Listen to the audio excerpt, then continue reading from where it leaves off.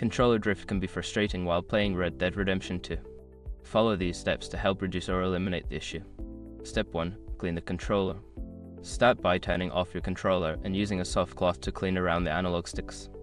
Dust and debris can cause drift, so ensure that the area is free from any obstructions. Step 2. Adjust dead zone settings. Access the game settings and look for the controller options. Adjust the dead zone settings for the analog sticks. Increasing the dead zone can help minimize the effects of drift by requiring a larger movement before the game registers input. Step 3. Update controller firmware. Check if your controller has any available firmware updates. Connect your controller to your console or PC and follow the manufacturer's instructions to update the firmware, which can help resolve any issues related to drift. Step 4. Calibrate the controller. Go to your console or PC settings and find the calibration option for your controller. Follow the prompts to recalibrate the analog sticks, which can help reset any misalignment that may be causing drift. Step 5. Replace or repair. If the drift persists after trying the above steps, consider replacing the analog sticks while seeking professional repair services.